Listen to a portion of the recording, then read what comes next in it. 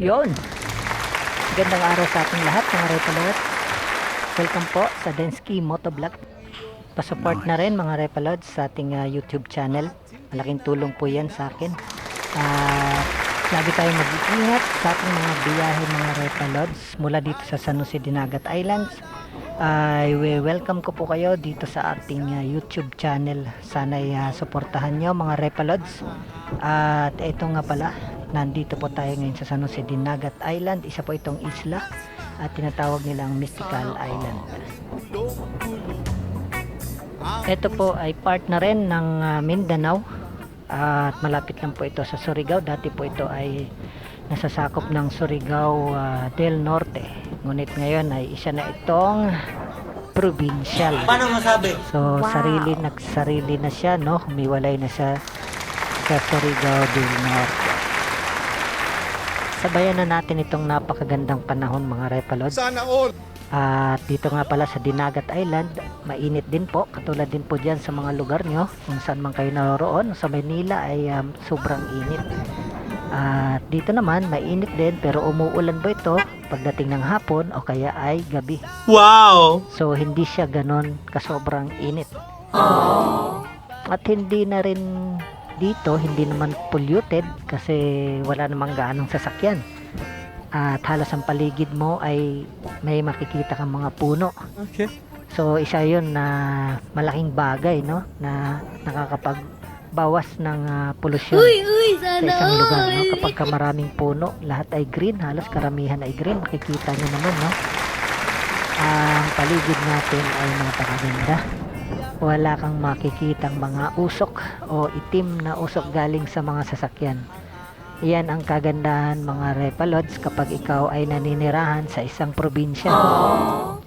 So samahan niyo ako mga Repalods. Ako naman ay pupunta dito sa Kabukiran at meron pa tayong konting alagang mga manok doon at kailangan nating pakainin, no?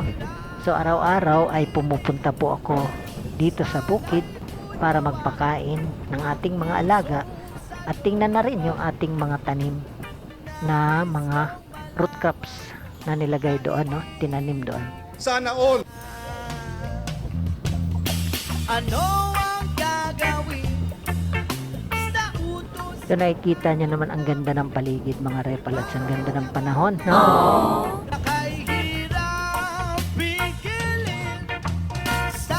At dito na nga tayo mga Repalods sa ating destinasyon. Bandang ibaba pa po ang ating kabukiran mga Repalods. Andun po ang ating mga alaga. Nais kong malaman mo na iniibig kita.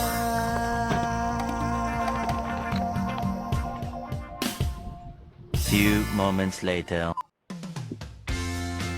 At yun na nga mga Repalods. Hindi na natin binidyohan ang lahat-lahat kasi wala namang maghahawak ng ating video habang nagpapakain tayo ng ating mga alagang manok. So ayan na lang naman ang natitira nating mga alagang manok. Dati ay nasa 30 plus ito. 30 plus ang heads nating mga manok. Ngayon ay ilan na lang to, 3 na lang nang naan dito. So kukunti na lang itong ating pinupunta-puntahan dito at chinecheck na rin natin ang ating mga tanim. Meron tayo dito mga saging at may mga kamote. Wow. Meron din tayo dito mga Repalods na market na kalamansi, no? Ayan, no? Kita nyo naman yan, mga market kalamansi, bumubunga yan sila, maraming bunga yan, no? At ang ating mga luya, meron tanong na luya. Dito naman mga Repalods, masipag ka lang talaga dito sa bukid pagdating ng panahon. Meron kang anihin, no? Napakahalaga na magsipag ka habang kaya mo pang magtanim ka. Para meron ka rin mapakanabangan, no? Ayan yung ating kamuting kahoy, oh. Malalaki na sila, by 2 months siguro, ma-harvest na rin to. Malalaki na sila at 2 beses nang naubunuhan yan. So yan lang naman mga Repalods. Meron din dito mga buko at kung minsan marami silang bunga ay naharbisan din natin. Nakainom tayo ng mga sabaw ng buko. A few minutes later. So ayan, balik na tayo mga Repalods. Ito si Snipey, oh. Napakasipag din na bumiyahe. So ayan, nilipat naman natin ang ating camera sa harapan. Wow. At sinit natin to sa HD. Yes! Kaya medyo kita yung ating kamay dito, no? Habang tayo ay nagkahawak sa monobela. So, yun, pabalik na tayo mga Repalods. Samahan nyo ako muli sa ating pabalik. Ay ibang way naman ang ating dadaanan, no?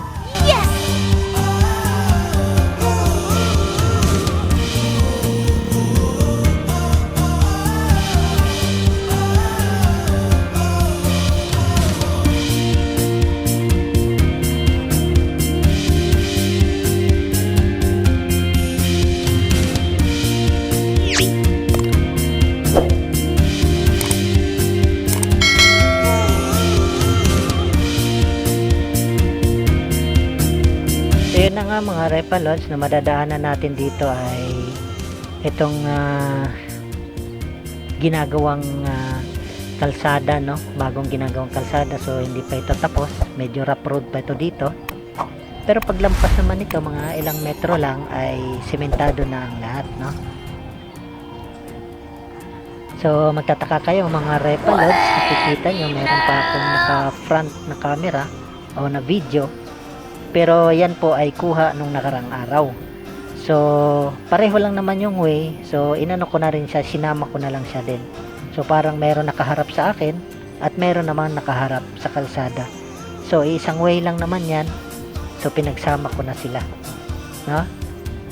In-overlay ko na siya, no?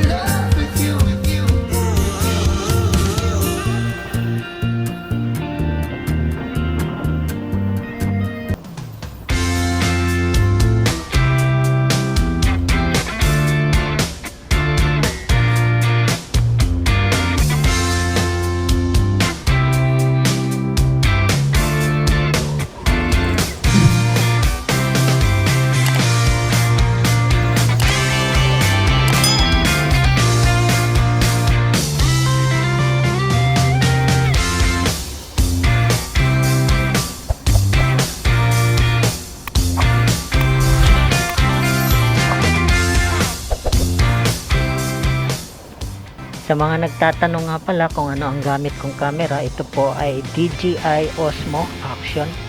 So yan po ang aking gamit na camera.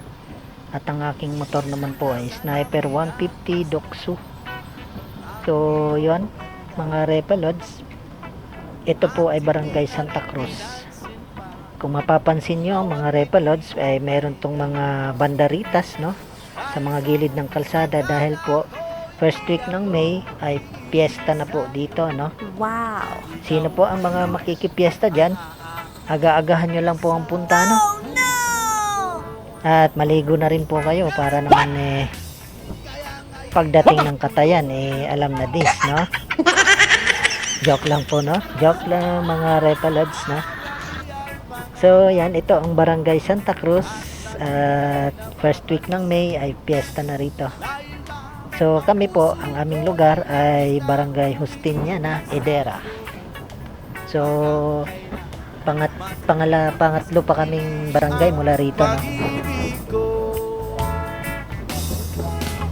ano ang gagawin sa utot? So dito naman sa probinsya mga Repalods ay napakasimple lang naman ang pamumuhay, no?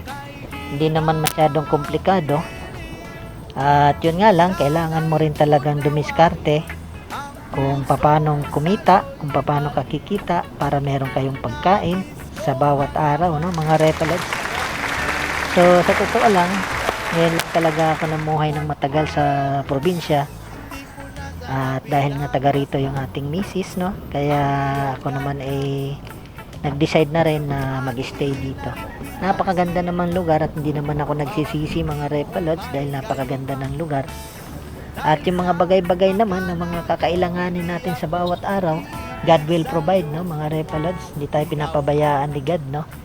Kahit papano, andyan yung kanyang biyaya sa atin. Tiwala lang tayo, mga Repalods. Gawin lang natin kung anong dapat, kung anong tama, mga Repalods.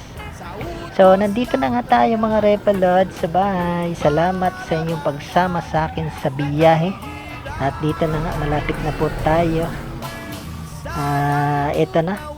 Papasok po kami at meron pa kaming maliit na tindahan dito, mga Repalods. Ayan, nakikita nyo naman.